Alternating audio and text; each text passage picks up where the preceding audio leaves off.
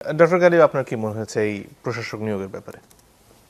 আমি আমি বাকিবুল্লাহ ভাইয়ের কাছে এর সাথে একমত এখানে যে যেহেতু ইলেক্টেড মেয়র তো ছিল না, তাই না? সাধারণত যেটা হয় যে একটা স্বাভাবিক প্রক্রিয়া থাকলে আপনি আগের ইলেক্টেড মেয়র থাকতো।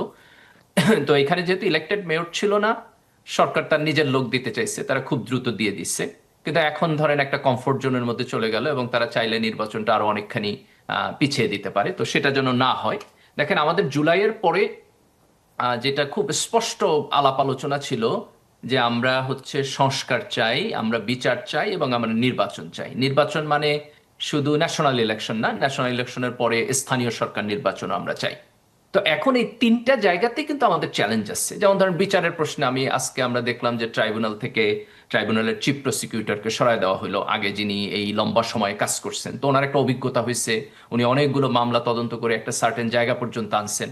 এখন আপনি যদি হঠাৎ করে চিফ প্রসিকিউটর চেঞ্জ করে দেন, তাহলে তো বিচার প্রক্রিয়ার ব্যাপারে বিশাল প্রশ্ন উঠবে।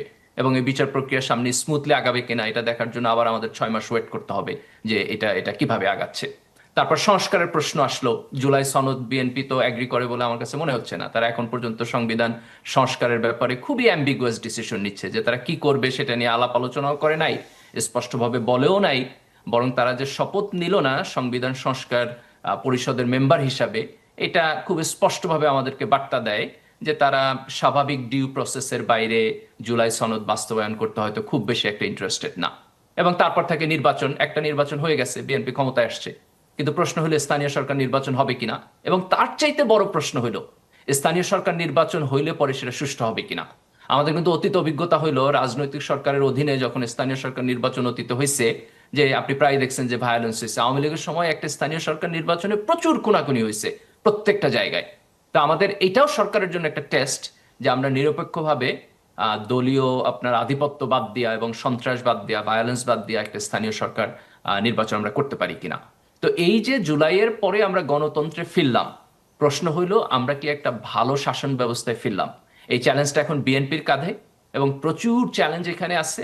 এখন পর্যন্ত সংস্কারের প্রশ্নে আমরা ভালো সিগন্যাল পাই নাই, বিচারের প্রশ্নে আমরা একেবারেই ভালো সিগন্যাল পাই নাই। ট্রাইব্যুনালের চিফ প্রসিকিউটরকে পরিবর্তন করাটা আমার কাছে মনে হয় যে বিচারের ব্যাপারে একটা বড় ধরনের নেগেটিভ রেড সিগন্যাল।